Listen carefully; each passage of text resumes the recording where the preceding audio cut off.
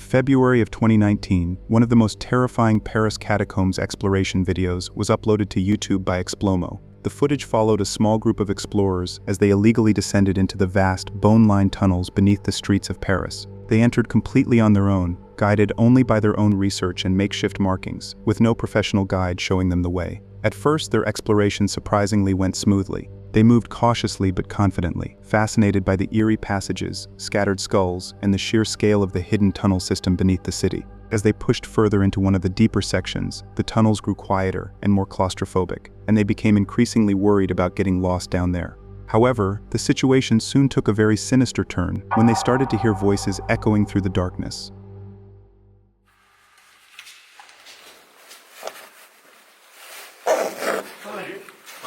Bonjour.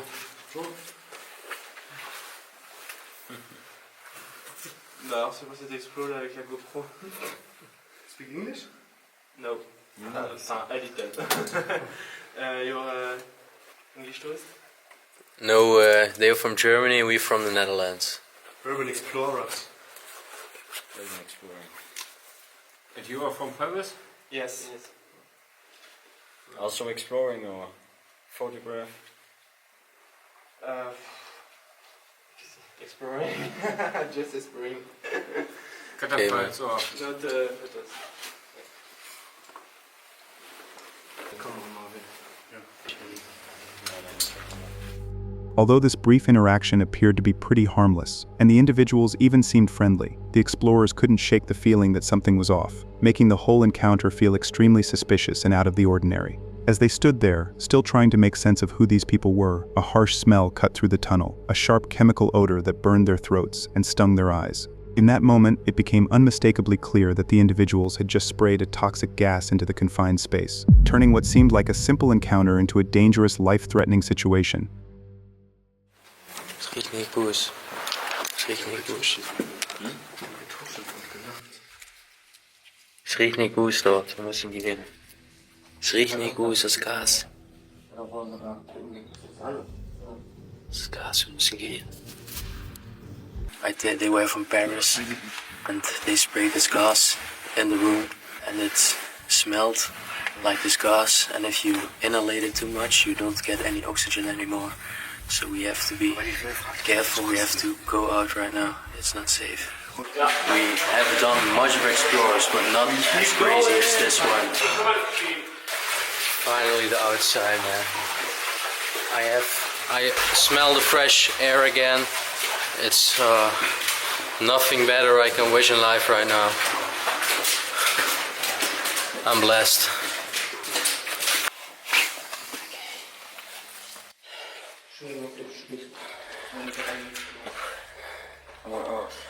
Man, That was a hell of a ride.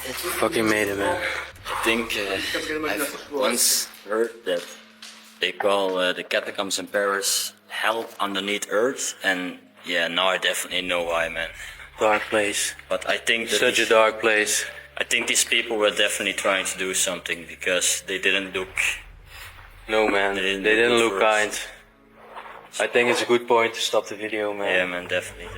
Despite being exposed to the gas, the explorers were fortunately able to make it out of the catacombs before any of them were seriously hurt. Once they were out, they tried to process what had happened, and the more they thought about it, the more baffled and almost traumatized they felt. What truly shook them was the realization that someone had intentionally released toxic gas into a confined tunnel, attempting to trap and contaminate them underground, for some twisted reason they could barely begin to understand. The most likely explanation was that these people were either local cataphiles trying to protect a secret section of the network, or some kind of organized group using the tunnels to intimidate or drive off intruders. In the end, the explorers still felt grateful for the chance to experience the catacombs, but that visit left a deep mark, and they knew they'd never see the Paris catacombs in the same way again. The following footage was uploaded to the YouTube channel Steve Ballard in April of 2020. In the video, urban explorer Steve and his friend Stuart chose to investigate the infamous Grain Fort tunnels in Kent, England, an underground tunnel system that dates back to the 1800s and was built to defend the nearby coastline from invasion. It's important to note that Steve had already been there before, and he claimed he felt a strong presence inside the tunnel system on that visit, even saying he could feel something breathing on his neck. But on this trip, things were about to get much worse. Early on in their exploration, Steve noticed that several areas had either been changed or looked completely different, and parts of the tunnel looked nothing like he remembered from his last visit. On one hand, he was guiding his friend as they moved through passage after passage, pushing deeper into the underground system. Yet on the other, that uneasy feeling only grew stronger the deeper they went, until their cameras started acting strange and their flashlights began to glitch out. Can you imagine going back to Napoleonic times when these were being used, Stu? Yeah. Which I assume that these were these little hooks, Yeah. perhaps to put candles on. Oh, Oh, my torch has just gone out. That's charged. I'll charge it up today before I come out. That's weird. That's weird. Oh, what the? yeah. It's got close. Yeah. Oh, that was weird, people. My torch just went out. And it went out here last time as well. Despite their camera and flashlights malfunctioning, Steve simply brushed it off as weird and probably just a one-time occurrence, and kept pushing deeper, trying to shake off the growing sense of unease. But his lights kept glitching, flickering erratically, and at times going out completely, leaving them staring into patches of total darkness they had no choice but to walk through. Finally, they reached a room, one that felt different from the rest of the tunnels, where they found scattered bottles, cans, cups, and other debris left behind by people or partygoers, proof that they weren't the only ones who had been down here lately. Shortly after this, they decided to leave the room and move on, but as they backed away into the tunnel, their camera caught something moving past the hallway, a shadowy figure slipping through the darkness just beyond the failing light, as if it had been waiting for them all along. This tunnel is It's amazing, isn't it? really smart. It's really clean. Yeah. And it's dry, look. For the best part. And it's dry. For the best part. Dry. Look. For the best part. Yeah. It's evident that a dark, shadowy figure, almost humanoid in shape, suddenly walked right into view and moved past the hallway, cutting across the frame like something that didn't belong in those tunnels. But neither Steve nor Stuart had any idea of this in the moment, completely unaware of what their camera had just captured in front of them. But this was only the beginning, and the situation soon took a very bizarre turn when they walked toward the direction where the figure had just gone. And it's dry, look. For the best part. Yeah. I think a lot of these are slate. It's big, the big slate slabs on these floors. I'll go down there. God, it just felt cold walking down there, Stu. The cold hit Steve right in the spot where the shadow figure had crossed, and when they looked in that direction, there were no signs of anyone or anything, no footprints, no movement, and not a single trace of the dark figure. All they could feel was that cold, with no idea that a figure had just moved in front of them, without making a sound or leaving a mark. But what makes this even stranger is that Steve wasn't alone in feeling that sudden drop in temperature. When his friend Stuart passed through that same area moments later, he felt it too, that same inexplicable cold, hitting him in the exact same place. Well, I just got the heebie-jeebies. Did ya? Yeah. What, did your hair go up? Really bad heebie-jeebies. Yeah, I get it down that tunnel there, Stu.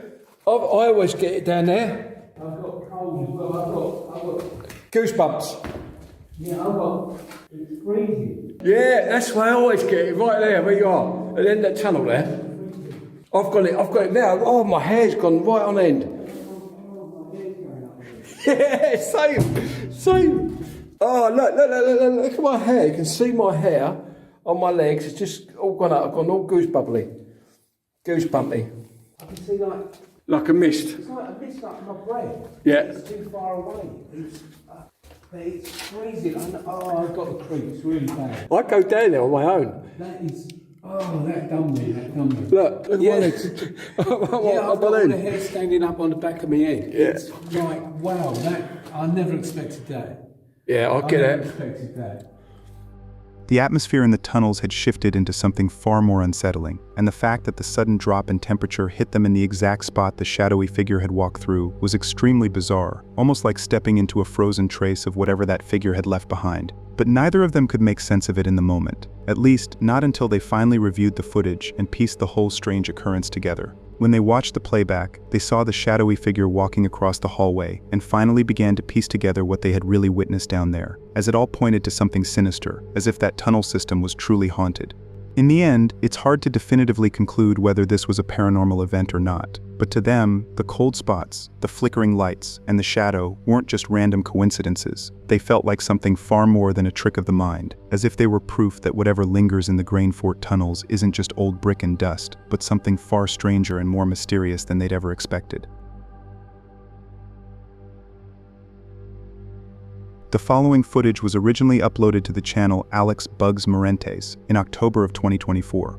On that particular visit, Alex decided to explore an underground tunnel system running beneath an interstate highway near Albuquerque, New Mexico. As he headed into the drainage-like passageway, he kept filming the whole way, with the only light around coming from his flashlight, and the faint glow spilling in from the tunnel's entrance. At first, the overall atmosphere was tense but quiet, with the faint echo of his footsteps and the occasional distant traffic above. But the further he pushed into the tunnel, the more isolated it felt, as if he were descending into a place that didn't like visitors. Nonetheless, he kept moving deeper, planning to reach the far end and see what it was really like deep inside. However, just as he was settling into the rhythm of the exploration, everything changed when he suddenly spotted a light flickering ahead of him and realized he wasn't alone in there after all. You don't see a lot of homeless people out here, really that much. When I came out here, I did have an encounter with a homeless person. He was pretty cool. I didn't have no issues with him. Looks like there's some light flickering up in front of me. Anybody there? Anybody there?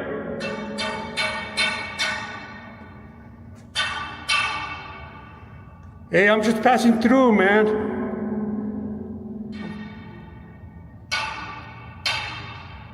Can you hear me? What do you got, a pipe?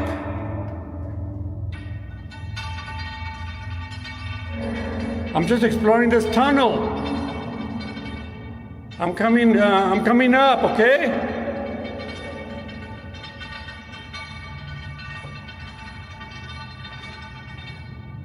I don't know what you have on your hand, man. It sounds like a pipe.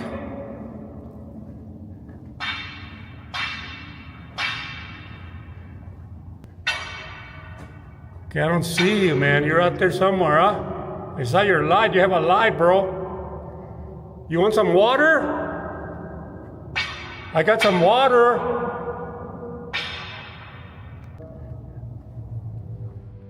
Even though he could clearly hear that metal pipe banging through the tunnel, Alex decided to keep going and chose to follow the flickering light ahead. The whole situation was definitely alarming, and the way that metallic sound echoed off the walls right after he started talking felt like a deliberate warning echoing up from the darkness. But he assumed it was probably a homeless person on the other side, so he kept calling out, assuring the person over and over that he wasn't there to cause any harm and that he was just exploring and wanted to help, not get in their way. Even so, the sound of metal grew louder the deeper he pushed in, and it started to feel a lot more aggressive, like whoever was on the other side was getting angrier by the second, trying to threaten and scare him with those noises, making it clear they didn't want him getting any closer. I got some water, brother. I can give you some water.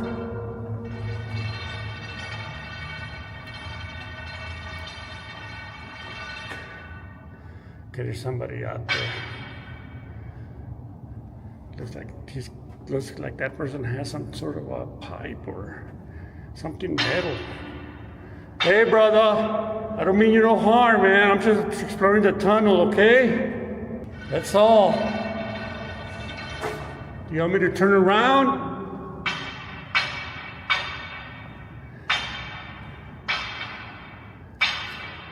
Okay, brother, I'm kind of worried with that metal thing you have on your hand or whatever it is. I don't want anybody to get hurt. I don't want to get hurt. I don't want you to get hurt. Okay, I'm just trying to explore the tunnel, that's all, okay? All right. I don't see you, bro. I don't know where you're at.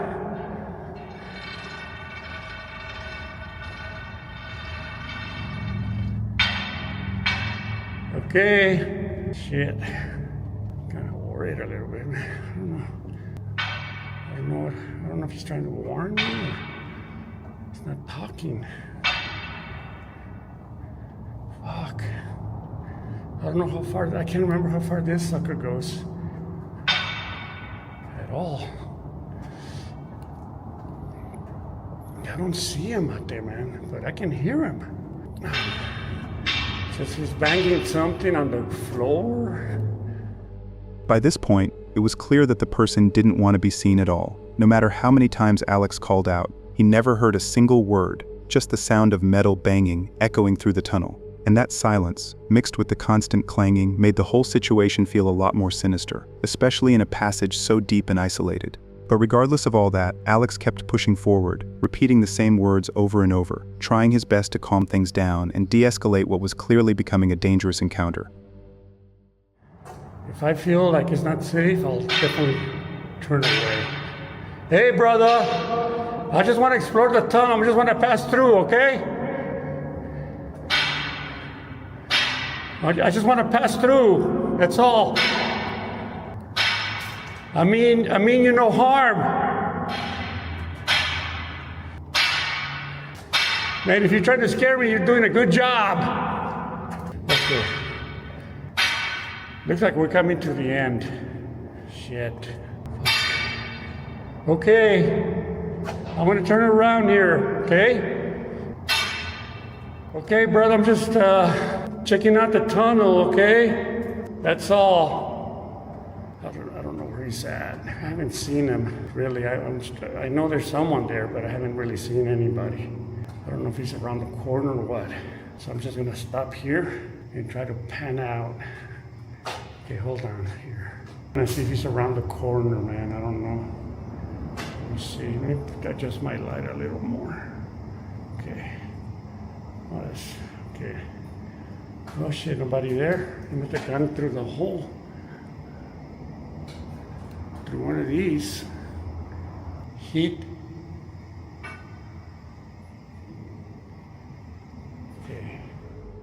Shortly after this, Alex checked both passages, but had no idea where that person had gone. He couldn't see any sign of movement, no footprints, and even that sound of metal had stopped. All that was left now was an eerie silence and a growing sense of unease the longer he stayed in that tunnel. So Alex ultimately decided to head back and not push his luck any further. On his way back, the gravity of the situation finally started to hit him. Whoever was in there clearly didn't want him there, and crawling into one of those tight, dark drainpipe tunnels could easily leave him trapped or ambushed, with no way out and no one around to hear him. On top of that, it started to feel like the whole thing could have been a trap, like the banging and the flickering light were meant to lure him deeper into the tunnel, right into a spot where he'd be completely at their mercy. To this day, it's still unclear who that person was, a homeless individual, someone mentally unstable, or even a criminal with a reason to stay hidden. But no matter who they were, one thing was certain: Alex made the right call by not following them any deeper into the darkness, since this individual was clearly willing to go to great lengths to keep him away.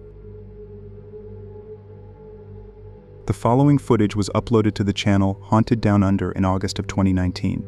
In the video, a group of investigators traveled to the Ernest Junction Tunnel in Queensland, Australia, an abandoned 19th century railway passage that many locals believe is haunted. Their goal that night was to conduct a full paranormal investigation and see if the tunnel lived up to its terrifying reputation. After arriving at the entrance, they switched on their cameras and began setting up a series of tests outside, before they even moved deeper into the darkness. However, what started as a routine night of investigating a haunted tunnel quickly spiraled into one of the most bizarre nights they'd ever been through. Are you right? Yeah, just really, really scary being down. It's like so disorientated. You can't see anything and it's freaking cold. It's really not a nice feeling. Yeah, well, we need you to go the full length. If anybody's there for me, there with me tonight, here with me, you can talk to me if you like. I'm going to shut up in a minute and I'm going to try to start recording. The f*** was that? Oh my God. Okay, I'm getting an actual... I don't know what that was. Like, I'm not sure if the night vision's even working. I can't see anything at all.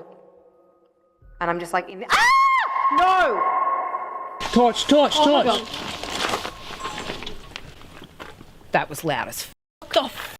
Guys, that? seriously? No, that's danger. Guys, stop. If there's anyone here, you need to make yourself known right now.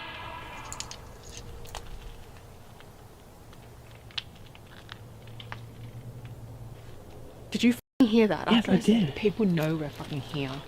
This is the problem. People know we're here because they posted on the live. People know we're here. And again. Hold on a sec. Celine, your torch is not up high enough. What the f*** is that? Call 000. Call 000 right now. Yeah, sure, call 000. Pack up. What we can do is stay in control. Where's my phone? Get Carol talking to you. Just call if someone's here, you need to make yourself known because 000 is being called right now. Yes, it's an emergency. We could be in danger right now, dude. Within seconds, the blast sent the group into immediate shock, scrambling to figure out where it had come from and what they'd just heard echoing through the walls. They realized the loud explosion wasn't the sound of an old tunnel about to collapse, and it definitely wasn't something paranormal. It sounded exactly like something had been blown up inside, something deliberate, and most likely done by a human. They immediately called the police and left the scene, cutting their investigation short and leaving the tunnel behind. But the mystery didn't end there. Once they had calmed down, they chose to go back, and the cameraman decided to head inside the tunnel to see exactly what had happened that night. Yeah, look, I'm gonna say that's... It's a fresh bottle. Someone's done it to us, yeah. It's a fresh bottle. Alright, not paranormal. That's pretty well debunked. I'm going to say it's not paranormal. I mean, that to me looks like a melted bottle, like someone's done that. It's melted. You can see it's blown right out the rear. Is there liquid inside it? Yeah, a little bit in the condensation in the top of it. You can look how burnt it is there too. So someone's f***ing us, Nads. So going forward, no more lives in places that are public and that aren't paid for. Big that is security risk. Big security risk. All right. Well, all right, I'm cold. I'm getting out of here. Yeah. Oh God, I actually hung up there. The source of the explosion turned out to be a plastic bottle that had been blown up deep inside the tunnel, causing that loud, sudden blast that sent everyone running. The force of it was enough to tear the bottle into pieces, making it clear this wasn't an accident or a natural sound from the old structure. The group later suspected they'd been the target of some kind of prank to scare them away, and that someone who was inside had most likely planted the bottle, waiting for them to enter so they could watch the chaos unfold. They figured it had to be someone who knew the tunnel well, maybe a local, a thrill seeker, even one of their viewers, or someone trying to scare off explorers for their own amusement. The whole incident ended up going somewhat viral across Australia, with the original video being picked up by multiple news outlets and sparking debate about what really happened that night. Looking back at this bizarre incident, the whole situation felt more unsettling than just a prank. It wasn't just about that loud explosion. It was the idea that someone had been watching and waiting for them in the dark, hidden just out of sight, and was ready to escalate things into something that could have gone very wrong. The next video was also filmed at the Ernest Junction Tunnel and was uploaded to the channel Amy's Crypt in November of 2019. In it, Amy and her friend Jared chose to investigate this infamous tunnel in Australia. As they made their way through the tunnel, they walked the full length of the passage in daylight to make sure they were alone. Inside, they found graffiti, pentagrams on the walls, and even what looked like a makeshift ritual spot in the middle of the tunnel that Amy referred to as a satanic altar. They also found a shed snakeskin near the entrance, a reminder that aside from ghosts, this was still mainland Australia, and real-world dangers were hiding out there too. But while they were filming their walkthrough, things started to take a very strange turn. Before it was even fully dark, both Amy and Jared began hearing voices. First what sounded like a group of men, then what almost sounded like kids, echoing from the direction of the tunnel.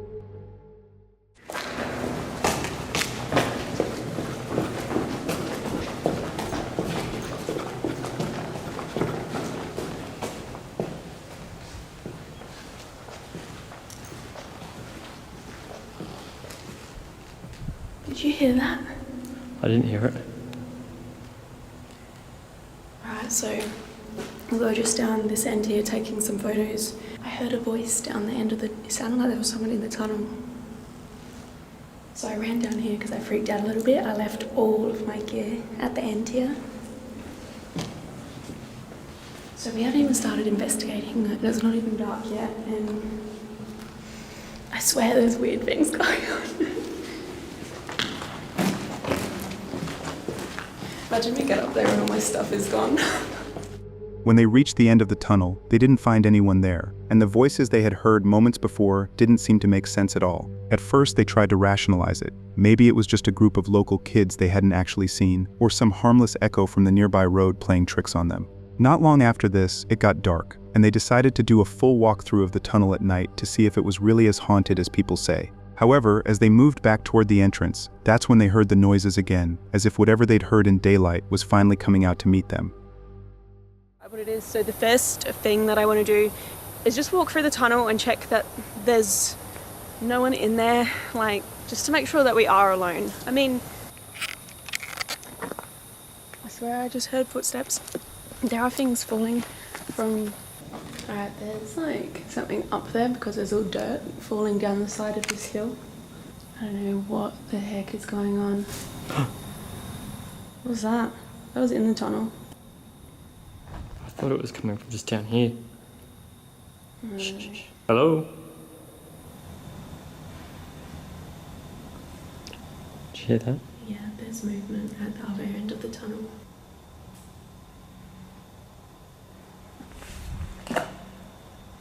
There's definitely noises behind us. I'm not going to say that's paranormal at all, guys. Like, it could just be some natural occurrence out there, but it is just weird. Like, I get a weird vibe, like there's someone at the top of the hill watching us. What we should do is move.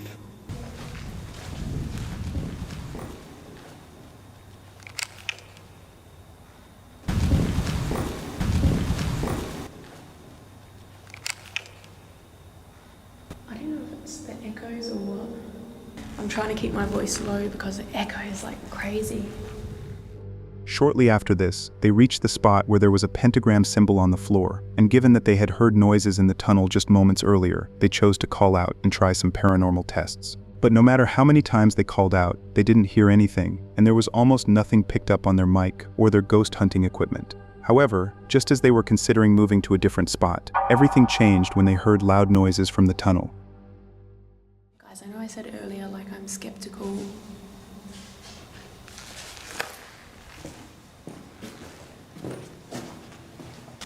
Hello?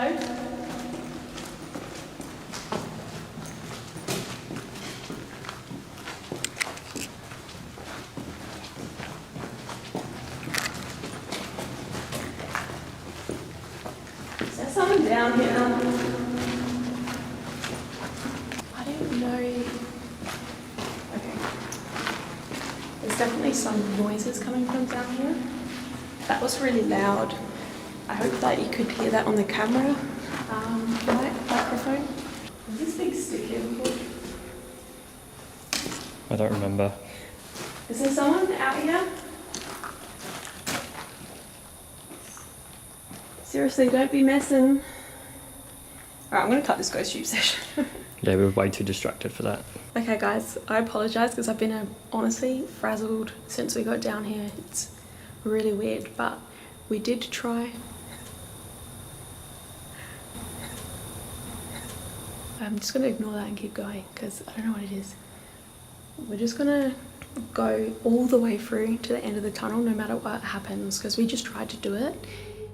When they finally pressed on toward the end of the tunnel, they switched on their thermal camera and moved slowly through the darkness, panning across every nook and shadowed corner. But once again, they found no living presence, no trace of anyone or anything that could explain the noises echoing through the passage. If anything, the emptiness only deepened the mystery, leaving them with more questions than answers. Even so, they kept pushing deeper into the tunnel, determined to uncover the source behind what they were witnessing. Jared's back there with the entry. I think you can just see a little bit of light from him. Yeah, there he is. Might be able to see him, his torch in the distance. It's actually pretty creepy up here in the dark. This is so sinister, guys. I'm gonna go stand in the middle of it. What the fuck was that? Turn around. What the is going on down here?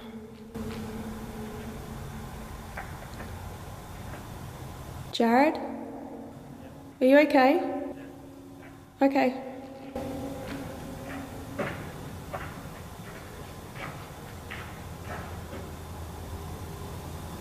I can hear his footsteps like he's coming towards me or something. At least I'm assuming they're Jared's footsteps. This is all I can see. There's the entrance to the tunnel. There was a frog when I came out, which made a loud noise. It's possible that was a loud noise I heard when I was down by, like, keep calling it the satanic symbol. It's just a freaking pentagram though, guys. Like, it's... Jared? Are you coming towards me? What?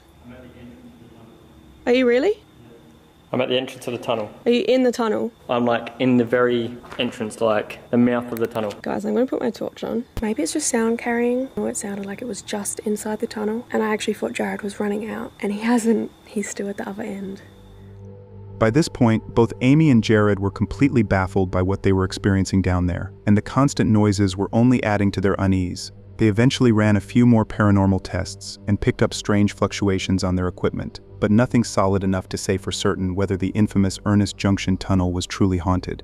In conclusion to these events, it's hard to pinpoint or confirm whether what they witnessed that night was paranormal or not, and it's ultimately up to you to decide if this tunnel is just an abandoned railway passage or something a lot more than that.